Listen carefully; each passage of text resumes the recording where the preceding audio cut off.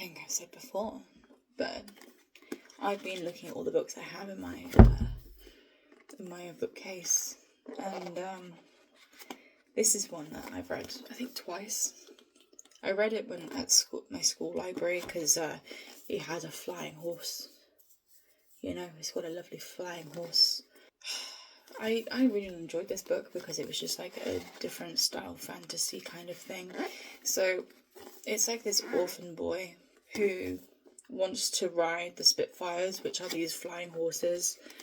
He gets to go to the academy after he helps someone. He gives them food, I think, from the kitchens he works at. And he gets to then go to the academy.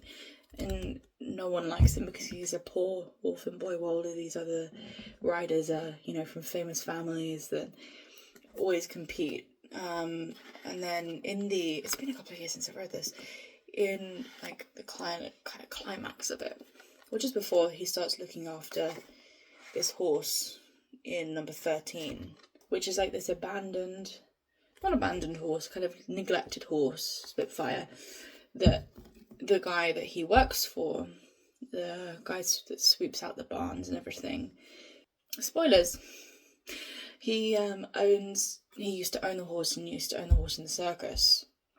So but because of something that happened, I forget, he kind of neglected the horse and the Spitfire.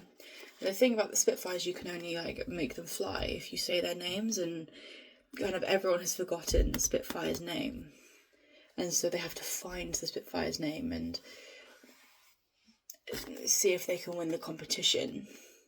I think that's pretty good for not reading it for about 8 years. I kind of want to read it again now, actually, now we've talked about it, but yeah, he has to understand like what's going on at the academy, and looking at kind of why things are happening at the academy, and working with, there's a girl that works there too, and they work together and they want to rescue number 13. Oh, I'm trying to remember what the name is. I can always remember the fake name he gives her, that gives the Spitfire, but never the real one. So I'm like, but it's a good book. I have to talk about it shortly, but I loved it. I always enjoyed reading it. It's 350 pages. It's pretty good. Took me like 2 or 3 days to read, I think. So I enjoyed reading it when I was younger. I read it at school, and then I read it a couple of years later when I bought it again. So highly recommend.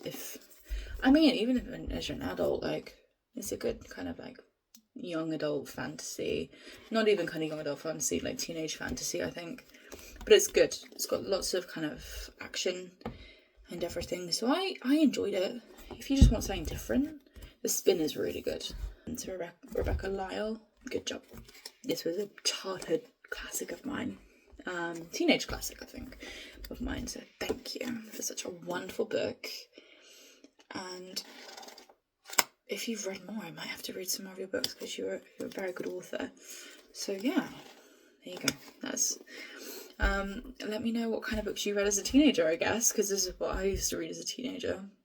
Sit in the library at lunchtime and find what books there were. So yeah, let me know what you kind of read as a teenager, and what would you read again from your teenage years? Is there something you would pick up again? Because I'm very tempted to pick this back up and read it for a third time, you know. See if I can take that to Korea with me. We'll pick it up next year when I come back. Who knows? Let me know what you've been reading. Let me know what you recommend. If you know anything like this or similar to this, or you've read any of the books by Rebecca Lisle, please let me know.